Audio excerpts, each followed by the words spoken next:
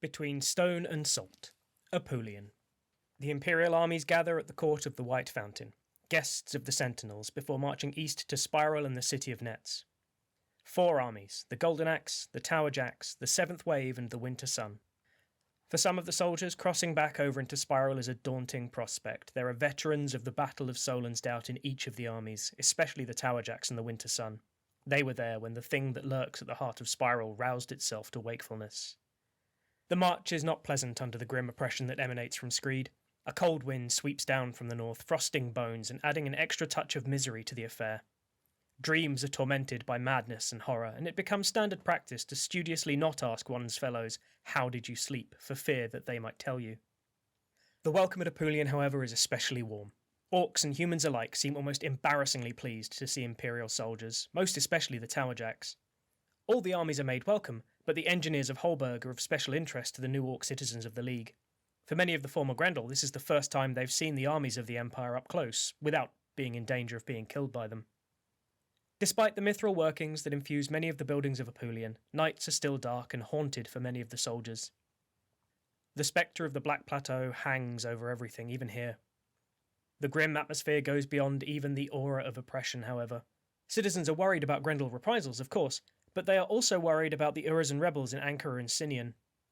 The spires are packed full of magicians, after all, and who knows what wickedness they might be able to work on their neighbours when the mood takes them. There are newly immigrated Holbergers and Savosi here fueling the fires of concern with stories of the blight and the doom that befell their former homes a mere 2 years ago. The armies do not plan to stay long.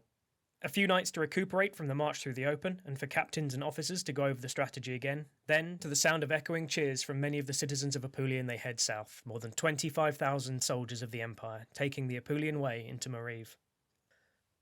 The Golden Axe set the pace. The Grendel lands are ripe for conquest, and they are very keen to embrace the legacy of the Vard and take what can be taken. In addition to almost 7,000 Varushkans, most in heavy steel armour, there are nearly 40 warbands led by Imperial captains. Most are from Varushka or Urizen, but there are a smattering of champions from other nations alongside them. Their numbers are almost matched by those of the proud Fey warriors who fight alongside the Golden Axe. They are broad-shouldered figures with flashing eyes, and both their shimmering braided hair and their heavy metal armour glows with all of the colours of the sun at dusk. They are armed with axes, and from shields and standards the insignia of the Queen of the Pennants roars over the battlefield. Their presence helps many of the Varushkan warriors endure the shadow that hangs over Spiral more readily than the troops of the other armies. Combined with their enthusiasm for conquest, this makes it perhaps inevitable that they are the first soldiers to set foot in Mariv in a very long time indeed. Take their land. The other 3 armies enjoy the boons of Imperial magicians as well, the clarity of the Master Strategist helping them coordinate their assault against the Grendel territory. Not since before the abortive attempt by Axos to invade Urizen during the reign of Emperor Nikovar has such an imperial force been assembled and marched onto the broken shore, onto Attar. This is a dry land, similar in some ways to the arid grasslands of the Brass Coast, but rockier, more broken. Northern Mariv is made up mostly of hills, desolate, dry hills, empty hills for the most part. It becomes obvious fairly quickly that there are comparatively few settlements here, mostly mining villages inhabited by those who work the foothills of the mountains to the north. They have their defenders. A few put up a fight until they see the sheer number of Imperials arrayed against them. More serious resistance comes from the brine turtles. One of the major septs of the Broken Shore, these orcs apparently have their homeland in the south of Mariv. They are well armoured and heavily armed, well disciplined, and they know the terrain well. They're supported by soldiers from the garrison of Bjoraith itself, sent by Salt Lord Eshen. The Salt Lord does not take the battlefield themselves, and there is little suggestion that anyone actually likes them, but by all accounts they pay well, and that's enough. It becomes clear pretty quickly that these defenders are heavily outnumbered. They fight entirely defensively, trying to pick when and where they engage the Empire, and falling back whenever the weight of arms facing them becomes too heavy. Icarian falls, conquered by Imperial troops. After that, the fighting spills east and south. The brine turtles pull back to the shelter of the walls of Rathmona, the largest settlement in the northeastern hills, nestled between the mountains that rise north, east and south. It has solid stone walls, but they are barely a fortress and no match for the Tower Jacks. The town holds out for a fortnight, then the Grendel retreat south, and with them any hope of holding this region. The inhabitants call it Nadir, and it is perhaps a fitting name, a low point. There is precious little water here. and most springs happen to fall in the hunting grounds of packs of vicious drakes, whose numbers go some way perhaps towards explaining both the relative lack of settlements in the hills here and the need for walls around Rathmona. While the brine turtles and the Salt Lord soldiers retreat, the orcs here remain fiercely independent. They quickly scatter ahead of Imperial soldiers, but there's no sign of any of them surrendering.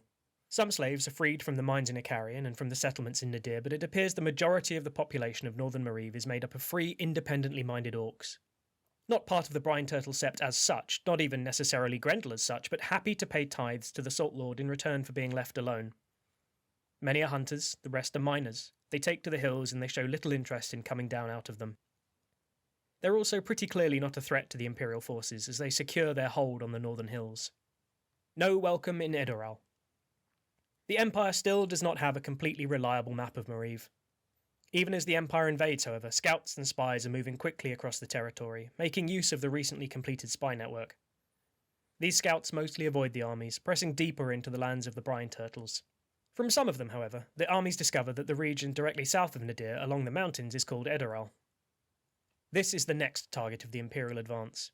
Hilly like the northern regions, but a little more densely populated, it is scattered with ruins, sturdy remnants of the vanished Skurans. The closer one gets to the eastern mountains, the more common these ruins become. Some have been converted into settlements by the orcs. Mining and hunting again seem to be the main activity among these settlements. These are hard-bitten orcs, very different to the traditional image of the Grendel.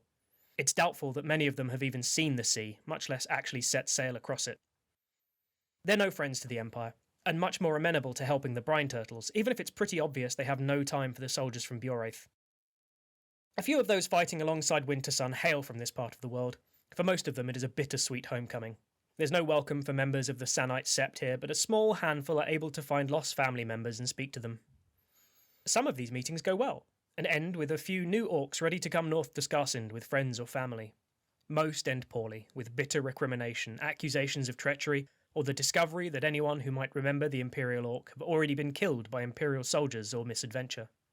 There's also a little tension here and there, both with humans from other nations and orcs from other septs. To most of the Imperial Orcs, especially the Sunstorm, the orcs of Mariv are just more barbarians who need to be swept away, taught never to challenge the Empire again.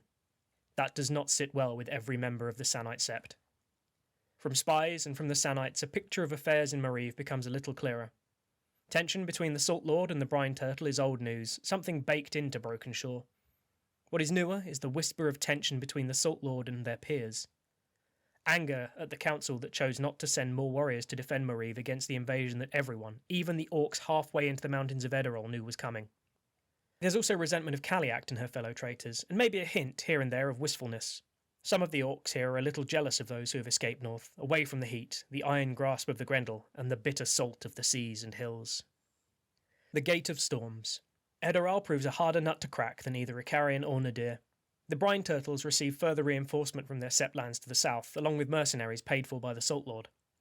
The Grendel commanders make use of a place referred to as the Gate of Storms, or sometimes Rurik's Eyrie, a fortified settlement in the southeast of the region, built up against the skirts of the mountains.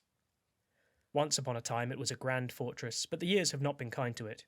It is well defended, but no match for even the smallest imperial fortification.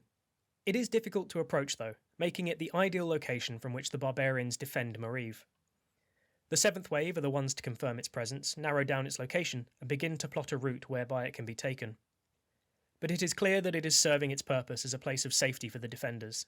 They are able to slow the Imperial advance, and in a few places turn it back. As the winter solstice draws closer, the Imperial armies have conquered Icarian and Nadir, and both some Urizen and some Varushkans have eagerly begun to explore the ruins scattered across the region, albeit with very different goals in mind. They have made inroads into Edoral, but there is still a long way to go, and before the region can be completely conquered, the Gate of Storms will need dealing with.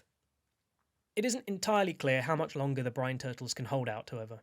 Even in the light of their overwhelming campaign of conquest, Imperial troops have suffered very few actual casualties. The defenders, by contrast, have clearly been severely defeated. Perhaps as many as 5 Brine Turtles fell for every Imperial left unable to fight. Even with the mercenaries and the Grendel soldiers from Bjoraith, it's doubtful the Brine Turtle can continue to hold off the equivalent of 5 entire armies by themselves. There's also the report of the spies and scouts to come. Hopefully it will provide more information about what Mariv actually looks like, especially the southern lands claimed by the Brine Turtles.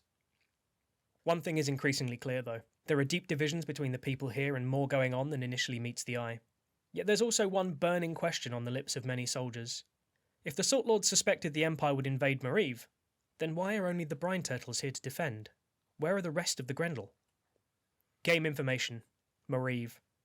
The Empire has conquered 2 regions and is a fifth of the way towards a third. There's no map of Mariv, so the precise details of each region are unknown, as is the layout of the territory.